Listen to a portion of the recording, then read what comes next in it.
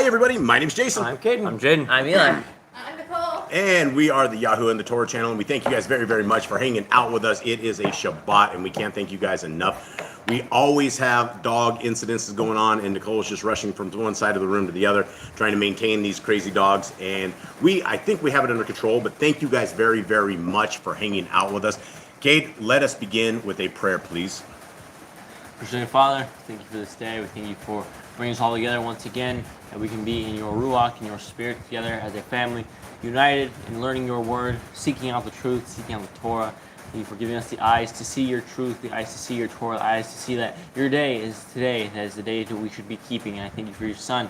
He would give the special sacrifice to save us from death, to save us from our own sins and our own evil ways. Thank you, and I ask that we do not take that and we make that an excuse to live in sin. I ask that your blessings are upon us in everything that we do. In His name, amen. All right, beautiful. All right, everybody, we thank you guys very, very much. Miss Nicole is going to have to give us our list of who is in the chat room. You'll have to... Here, one of you is going to have to do it. All right, so who do we have in the chat room? Eli, speak from your chest, boy. All right, who do we have? I saw Dragon there, and I saw the Slaggers. We don't have Miss Nicole, so we're a little... We got Dontia Johnson. Hi, Dontia. We got Brother Glenn. Hi, Brother Glenn. We got Sylvia. Sylvia, you works. I see that, and I also see Jeannie, and Not of This World, and there's the Slaggers. Who else you got? Yeah, we got the Flyers. We got Judith. Hi, Judith. One I haven't seen before, Sebastian Antonio. Hi, Sebastian. How you doing, buddy? Genie Out of This World, and that's it. That's it. Well, thank you guys very, very much. We are the YHWH and the Torah channel, and today is a Shabbat, and we are doing what we do every single Shabbat, and something they did years and years ago, and that means we are going to go over the laws, statutes, and commandments of our Creator. And this is, before we do that, we are going to read the Shema. Mr. Cade, can you read the Shema for us, please? Hear, O Yisrael, Yahuwah Eloheinu, Yahuwah is one. And you shall love Yahuwah Eloheka with all your heart, and with all your soul, and with all your might. And these words which I command you this day shall be in your heart, and you shall teach them diligently to your children, and shall talk of them when you sit in your house, and when you walk up by the way, when you lie down, and when you rise up. And you shall bind them for a sign upon your hand, and they shall be as frontlets between your eyes, and you shall write them upon your posts of your house and your gates. All right. All right. And so thank you guys very, very much. We still have Mr. Cole, who's out tending to the hogs somewhere out there. We call them the hogs, but they're the dogs. And so here we are. This is one of these things that we go over every single Shabbat. And it seems like it's only our very immediate family, which is you guys who are listening on the live stream, that understand these and get them. A lot of people will listen to this afterwards. We get a lot of people that actually listen to this on a Sunday. And so we want to try to captivate as many people as possible with what we're about to read. And the captivation is this: your soul can be saved. You can have another place in the Shaimaim. We can get to the kingdom to come, but we're not going to get to that kingdom to come unless we are observing and loving and writing these laws, statutes, and commandments upon every aspect of our life and our house. And so let us begin. Gentlemen, let's go slow enough that we don't have to go super fast, but let's make sure that we get it into that little hole at the very top right there. That's called the mic. Let's make sure we get through that. All right, is everyone ready? Yep. Commandment number 1. The very first commandment of all of these, which is one of these things that I often dwell upon a tremendous amount of times, is being fruitful. And being fruitful that is the first thing we're ever given of a commandment, is to be fruitful. And so everything and days I think about this, I ask myself, am I being fruitful? Is what I am doing, is this obeying the commandment, or am I just being a couch lizard? Am I just hanging out doing nothing? And so that's one of the first things that I often reflect on a lot, is being fruitful. Number 2. Multiply. Replenish the earth. Subdue it. Have dominion over the fish, fowl, and every living creature. The herb bearing in every tree is for food. Man and woman should build their own families. Master sin. Every clean living thing that lives shall have food for you. Do not eat the blood. Walk before me and be perfect. Guard Yahuwah's covenant, laws, statutes, and commandments. Times 53. Every male shall have served 8 days old. Okay. Teach your children the commands and guard the way of Yahuwah. Remember Yahuwah's name for all generations. Keep the Passover, Pesach. Keep the feast of unleavened bread, matzah. There's one Torah for the stranger and the Hebrew. Sanctify all firstborn to Yahuwah. There are no mighty ones before Yahuwah. You shall not make graven images. Do not bring Yahuwah's name to naught. Keep the Shabbat. Honor your parents. Do not kill. Do not break wedlock. Do not steal. Do not make false accusations against your neighbor. Do not covet anything of your neighbor's. Do not make an altar from rock that a tool has touched. Do not go up to the altar by the steps. If a man steals cattle, he shall restore it 5 times. Yahuwah's laws for criminals. Do not lie with beasts. No sacrifices to other gods. No, do not oppress the stranger, fatherless, or widow. Do not charge your brother interest. If you borrow your neighbor's raiment, return it to him before sunset. Do not curse the ruler of your people. Do not eat what is torn of any beast. No false report. Do not follow a multitude of evil. Do not judge unrighteously against the poor. Bring back your enemy's cattle if you find it going astray. Help the animals of your enemy. Stay away from rumors and gossipers. Take no bribes. Do not Right. oppress a stranger. Love the stranger. Give your land rest in the 7th year. Do not mention any pagan names. Keep the feast of Yahuwah. Do not cook your goat in his mother's milk. Obey the messenger Yahuwah sends before you. Do not bow down to other Elohim. Serve Yahuwah. Make no covenant with other Elohim or outsiders of the land. Do not make or use this anointing oil on a normal person, and do not use this perfume on a normal person. And these were concoctions that were made, that were given specific recipes by our Creator to use in the temple work. Okay, do not eat the fat. Do what you say you are going to do. Return what is your neighbor's. Obey Yahuwah's dietary laws. Women's time of separation. Obey Yahuwah's hygiene laws. Keep the Day of Atonement, Yom Kippurim. Do not uncover the nakedness of your family. Do not take your woman's sister for a wife. Do not lie with a woman in her uncleanness. You shall not sacrifice your children to Moloch. Do not be a sodomite. Be holy. Do not reap the corners of your field, or you shall not glean your vineyard. Do not do falsely to defraud your neighbor. Do not lie or be a liar. Pay your workers for the day's wage they are due. Do not harm the disabled. Do not endanger your neighbor. Do not hate your brother. Rebuke your neighbor for his sin. Love your neighbor as yourself. Do not diverse your cattle. Do not mingle your seed. Do not mingle linen and wool. Do not lie with a taken woman. Do not eat the fruit of the trees for 3 years. Do not practice sorcery. Do not round your beard or the corners of your head. Do not cut yourself for the dead. Do not get tattoos. Do not prostitute your daughter. Do not defile your temple. Do not consult the medium. Respect your elders. Have correct weights and measures. Do not walk in the manner of nation. Keep the feast of first fruits, Shavuot, the Omer count. Keep a feast of trumpets, Yom Teruah. Keep the feast of Sukkot, Shimni Atzeret. If you blaspheme the name of Yahuwah, you shall be put to death. If you kill your neighbor's animal, you must give him another. Repay injury for injury. Honor the Jubilee year. Confess your sins, Yahuwah, and repay who you have trespassed against. The Torah of being a Nazir.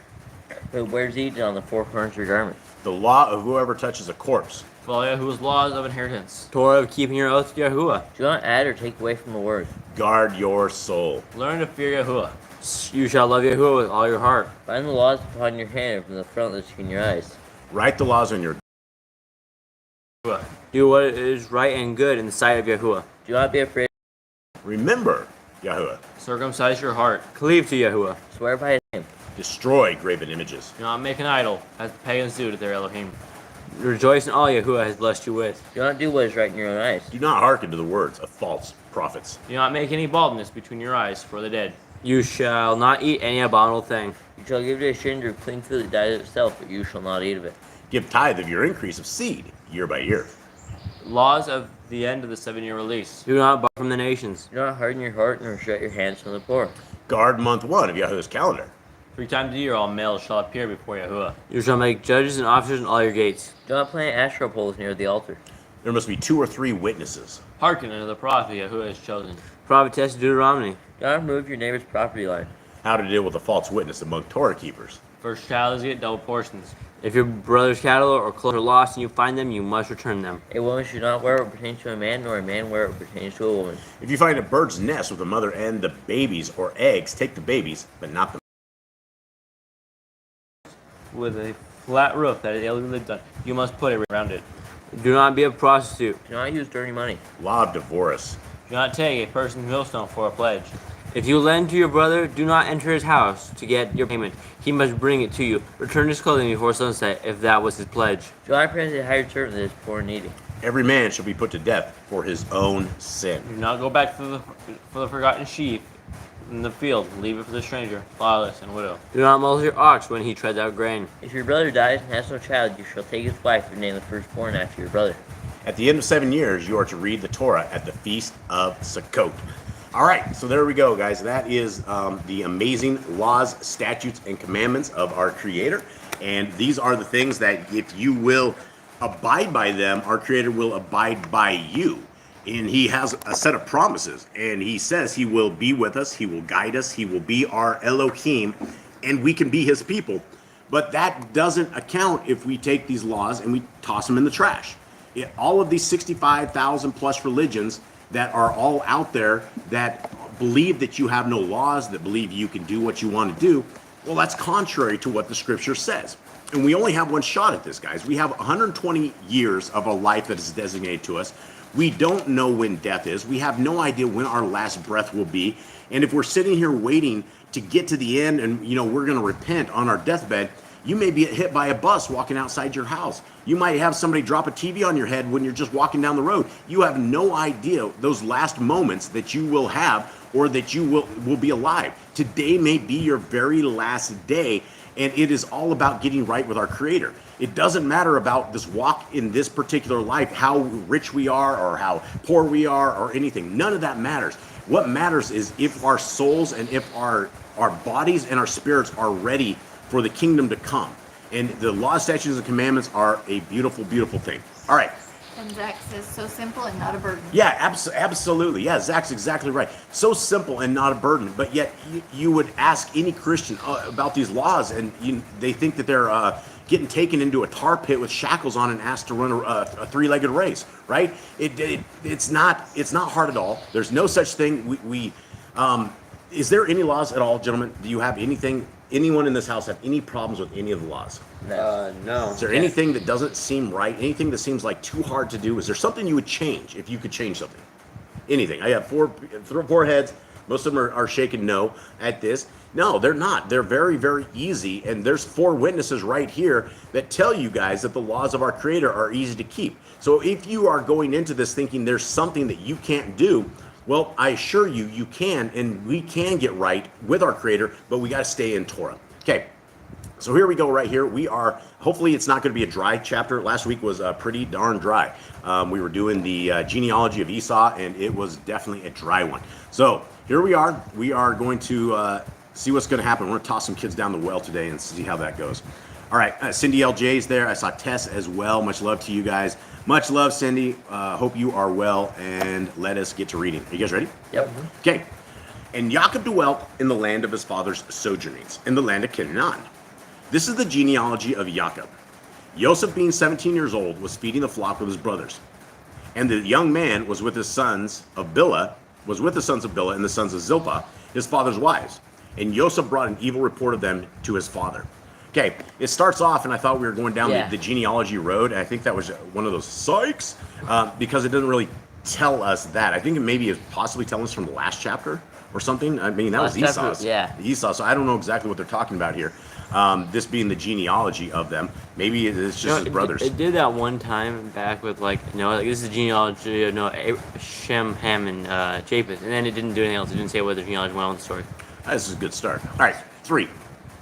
And Yisrael loved Joseph more than all his children, because he was the son of his old age, and he made him a long robe. But when his brothers saw that their father loved him more than all his brothers, they hated him, and were not able to speak peaceably to him. All right, let's talk about this, right? Now, there's 3 of us here, and the one thing in this house that we've always attempted to do is to be fair, equal. Nobody gets anything outside of anybody else. From the very beginning, it has always been that thing. What do you guys think would happen is if I got Eli a nice set of gear, something really super nice that you guys didn't get, and I dressed him up, and I don't think I care too much. Really? If you got him a big, colorful robe, I don't think I care. You don't think so? I don't think so. So what's the difference between this and Getting someone a gift, like an extra, just a special gift for one of them, is different than sitting there like loving them more than the rest for their entire lives. Okay, well, this is I don't think it's an isolated incident. This is something that he was close to the baby of the family. Yeah, no, this is like he was favoring over everything. He'd probably take their word for everything. It's something that would bring them to anger, right? Because I don't think if you just got him a single robe, I don't think they're going to just be angry over a robe. It's a long-term thing. And remember, his mother was the love of the father's life, right? And all the other wives he had, he did not love them as much as the mother of Joseph. Again, we bring us back to Laban. This is his fault. Yeah, and well, whose fault is this right here? I mean, is this his dad's fault or is this Joseph's fault? This is definitely bad on Jacob's part. This is one of these things that you would, if you have a whole tremendous amount of wives and a whole bunch of other kids, you're going to get into something like this. And I guess if you did have all kind of wives, you better be very, very careful and not put the kid out on Front Street, because if there's one kid that you do like more than the others, for whatever reason that would be, you're going to get him beat up or tossed down. Okay, continue on. 5. And Joseph dreamed a dream and told it to his brothers. So they hated him even more. And he dreamed, and he said to them, please listen to this dream which I have dreamed. See, we were binding sheaves in the midst of the field. And see, my sheaf rose up and also stood up. And see, your sheaves stood all around and bowed down to my sheaf. And his brother said to him, shall you indeed reign over us? Shall you indeed rule over us? So they hated him even more for his dreams and for his words. Okay? So we have this kid that already the rest of them don't like. You have 10 brothers that do not like this guy, right? Because it's dad's favorite son. Dad hooked the kid up with a really cool coat of many colors, something that the other kids didn't get. Now, do you think this was a special coat, or why? I think it was like special fabric. Like special really fabric. Nice, probably really expensive, nice fabric. Why didn't he make 10 others along with it, and it wouldn't? No, at this point, he's upset with Reuben about the whole thing. Yeah, Reuben's already Reuben's kicked down the out. bus. Yeah. His other kids made war and like slaughtered all of Shechem. Yeah, no, his kids have been giving him a heartache for many, many moons. He is they definitely give him a heartache. All right, let's continue on. Are we up to top yet? I was gonna read like one more part. Okay. 10, verse 10. And he related to his father and his brothers. And his father rebuked him and said to him, what is this dream that you have dreamed? Shall we, your mother and I, and your brothers indeed come to bow down to the earth before you? One more. And his brothers envied him, but his father guarded the word. Okay. What do you make about his father guarding the word? I mean, he probably rebuked him for it, told him that's not, you probably shouldn't say those kind of things. You know, I think Jacob understood this point, like, he's the outcast, right? Nobody likes him already.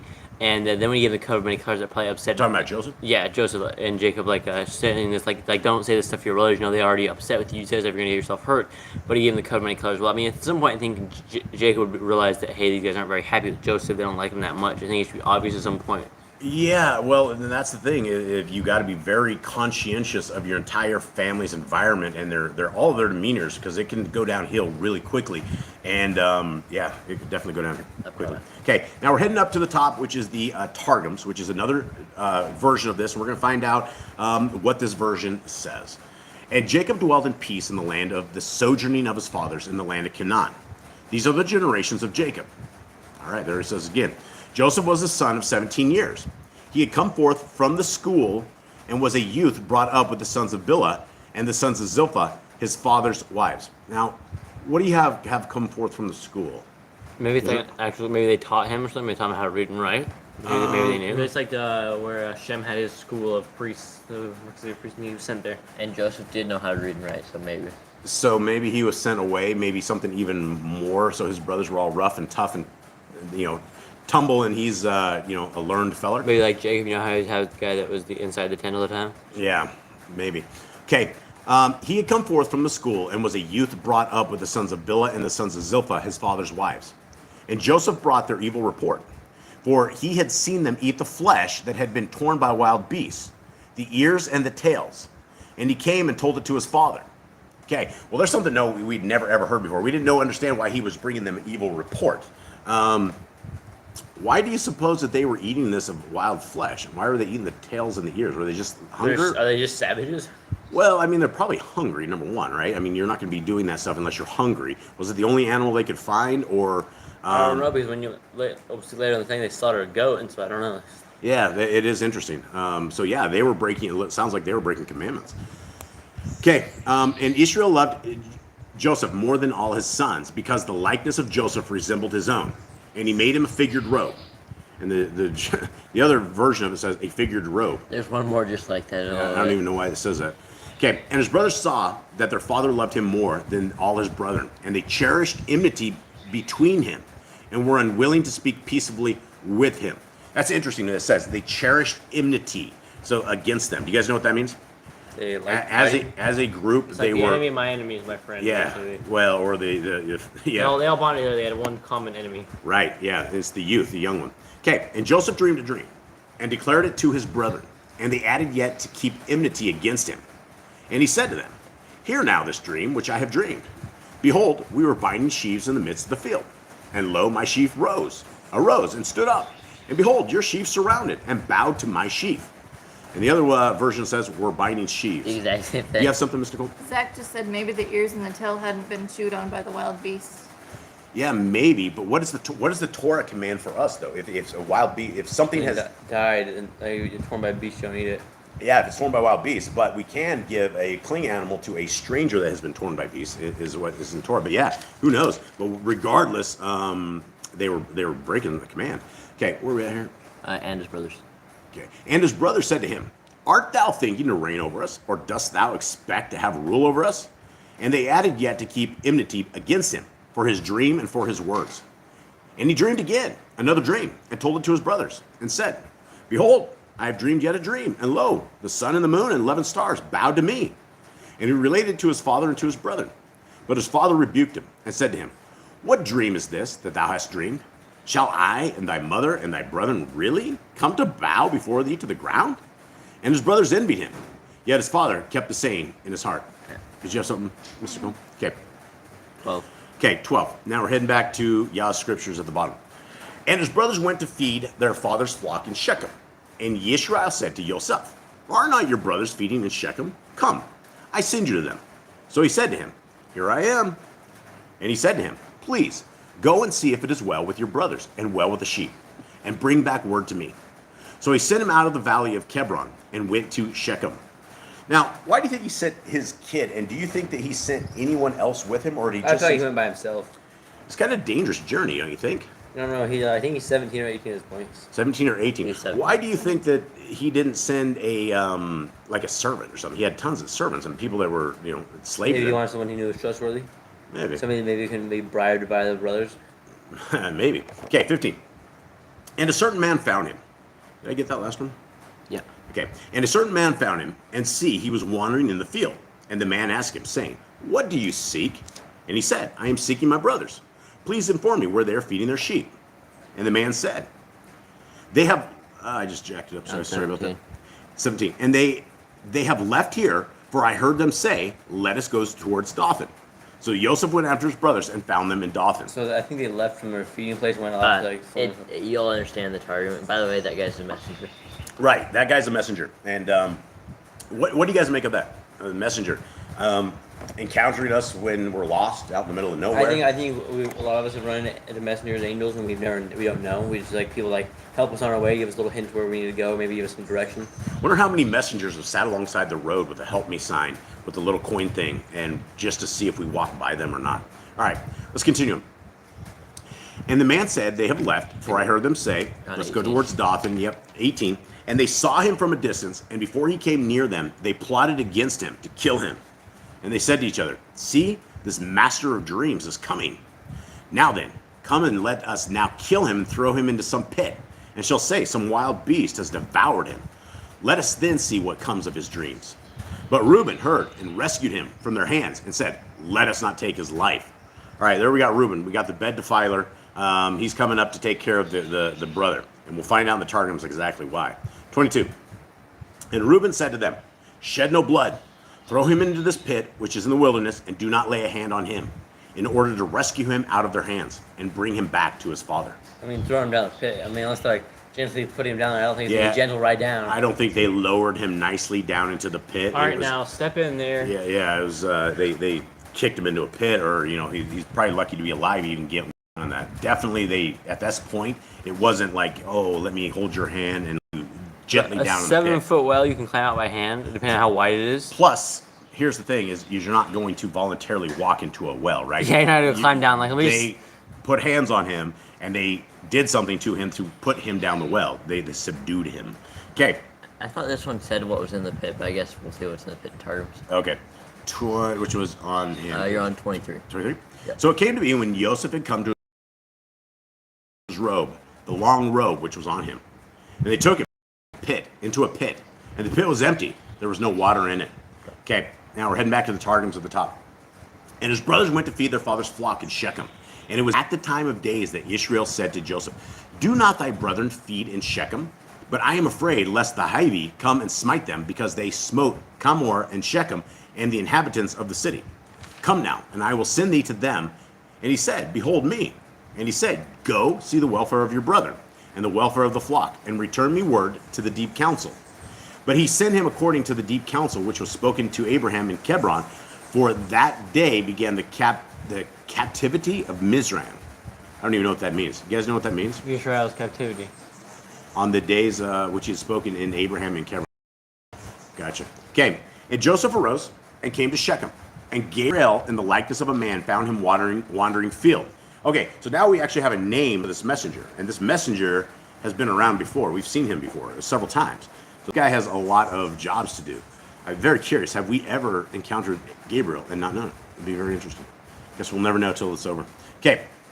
And the man asked him, saying, what seekest thou? And he said, I seek my brothers. Show me, pray, where they feed. And the man said, they have journeyed hence, for I heard beyond the veil that, behold, from today would begin the servitude to the Mizraim. And it was said to them in prophecy, Hivi would seek to battle in array against them. Therefore said they, we will go unto Dothan. So that's interesting. I think they actually left where they were going because they were about to get attacked. Is that what anyone else caught on this? I think so. They got like some kind of prophecy that they were gonna get attacked. Yeah, so it looks like the Mizraim or something was The Hivites, or the people who were like with Shechem and Gomorrah, they were coming to get revenge. So yeah, I mean, he was actually going. His brothers were in danger. So it's like, I guess you kind of knew, or the Ruach HaKodesh put it into everybody's heart that the things were going down. Okay, and Joseph went after his brothers and found them in Dothan, and they saw him from afar, before he had come too nigh to them, and plotted against him to kill him. And Shimeon and Levi, who were brothers in council, and each man to his brother, behold, this master of dreams cometh, and now let us kill him, and throw him into one of the pits, and say that an evil beast hath devoured him. Arid, we shall see what will be the interpretation of his dreams. I don't think it's arid.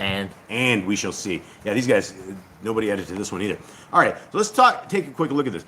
Now we have a couple other names. In the scriptures, we don't have like individuals like Shimeon and Levi. We knew that it was the brothers, but we now know that these two may have possibly been the main council at this, which is interesting because those two were the ones who went and destroyed an entire city out of righteousness, right? Their sister was defiled, and so because of righteousness, they went and killed off 30,000 people. I think he's like having anger issues. Yeah, well, they're having some sort of issues. Yeah, they're having daddy issues or something issues is what's going on. Or they just can't stand this guy.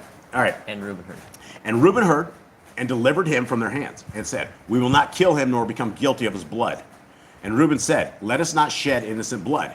Throw him into this pit in the wilderness. But the hand of the slayer stretched not forth against him, because he would deliver him from their hand and restore him to his father.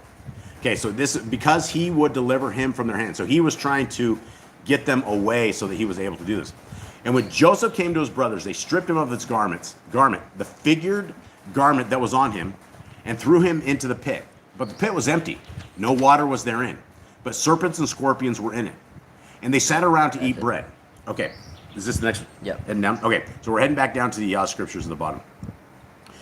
All right, so homeboy's just about messed up. He's about as I find this very fascinating from a standpoint that they were able to justify taking out their entire a family member, right? I mean, this is something that I don't know how close they were to their dad or how close they were as families, but just the act of this is pretty vile. 25. And they sat down to eat a meal. And they lifted their eyes and looked and saw a company of Ishmaelites coming from Gilead with their camels, bearing spices and balm and myrrh, going to take them down to Mitzrayim. And Yehudah said to his brothers, what would we gain if we kill our brother and conceal his blood?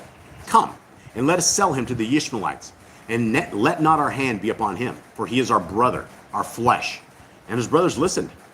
And Midianite traders passed by, so they pulled Joseph up and lifted him out of the pit, and sold him to the Ishmaelites for 20 pieces of silver. And they took Joseph to Mitzrayim.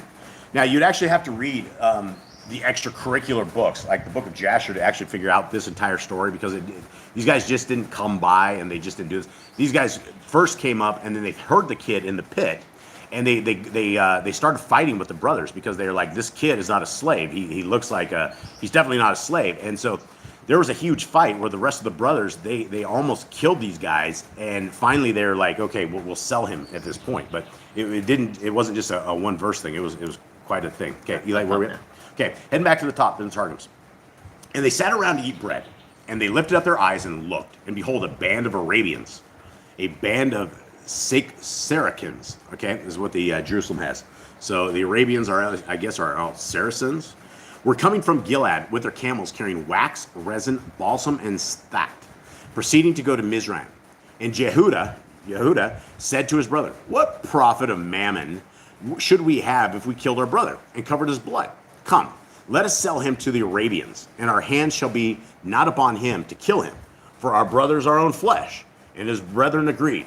And the Midianite men, masters of business, passed by, and they drew and brought up Joseph out of the pit for 20 mahan of silver, and they bought sandals, and they brought Joseph to Mizraim.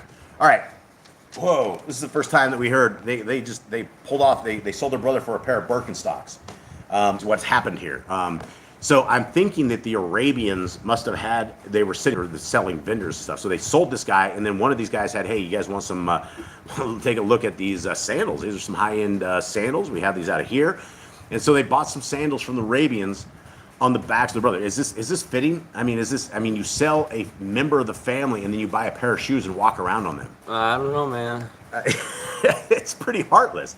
I mean, I don't know. I mean, this must have been a totally different time, or maybe family bonding wasn't in, like we know. They are all a lot older than yeah, tremendous well. amount. So it's like I don't think they really grew up knowing him as well either. Well, these guys have slayed thousands of men before he was ever born, right? These people have long come and gone, and they all had wives, they all had lives and things, and this is just the youngest of this. So I don't know. I guess I thought you were supposed to take care of the younger, but I guess it's not. 29 now. 29. Now in the Yah scriptures at the bottom.